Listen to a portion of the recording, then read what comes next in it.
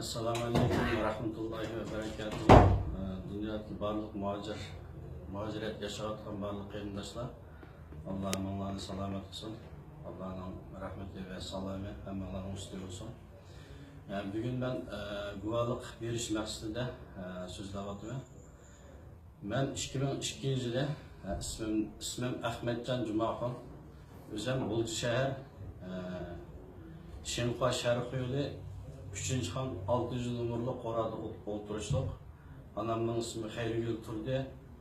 Bir adam var, adamning ismi Xasiyatli Jumaxon. Biz 2 bala, 3 bala edik. Bir akamiz ma'lum ish tufaylidan burun endi qazo qilib ketgan. Maqsad guvohlik berishga maqsadim. Men 2002 yildan tortib İstanbulda yashab, tijorat bilan mishal o'tiraqishib qoldim. Ailem bir şeyden balıcaklık olan bir şeyden oturakışıp kaldım ticaret sebebiyle.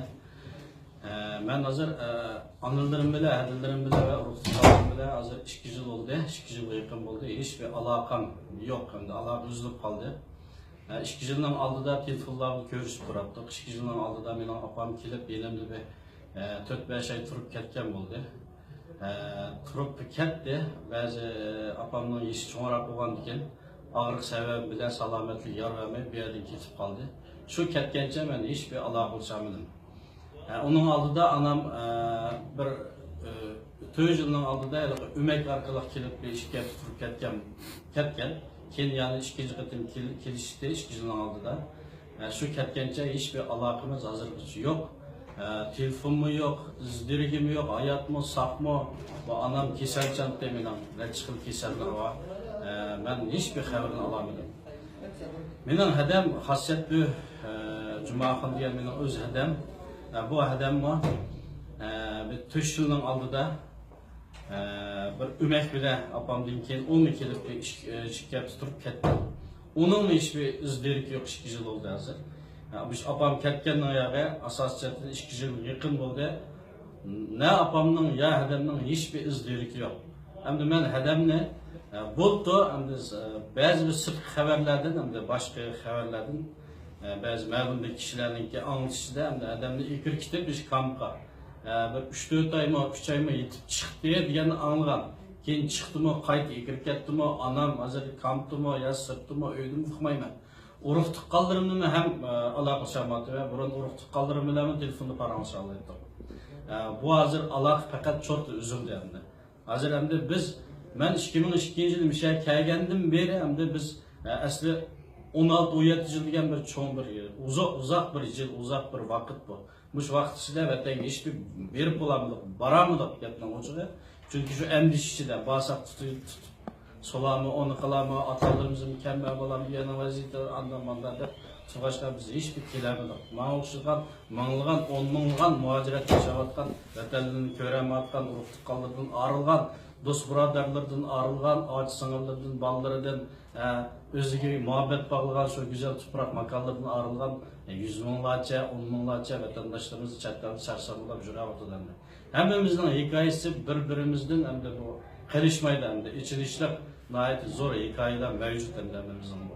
Şu an ben bir yerde şu ata anamninki yani anamninki ve hedemnin urug tuqqanlarimninki zaten sak mı hayat mı bunun bir haberini bilish uchun guvohlik beryapman. Bunu şu bütün insan hakları, bütün şu teşkilatlar, bütün şu haqiqiy insonlikni da'vo qiladigan dunyodagi naqshlar biz qarashtirib har qanday insonning siyosiy ve dini yani işte erkinliği bile yaş gerek degan şu kanun prensiplerine uygun halatda bizim şu atalarımız mı şu Şarkı Türkistan'daki toplum şu 30 milyon 35 milyon halkımızın mı azatlık hürlüğü üçünden guvohlik bermen.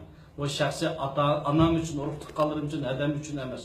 Bu bütün şu bizim şu 35 milyon Uygur Müslümanlarının mı bizden bu dünyada aslında özümüzün erkinliği, siyasi erkinliği, dini erkinliği, milli örf adetimiz bütün an'anaviy milli örf adetimiz özümüzün xas olan mesela özümüzün xas olan mesela örf adetlerimiz bile özümüzün şu güzel her xil usuldagi yaşaş şu prensiplerimiz bile yaşayacağımız bizim hakkımız var.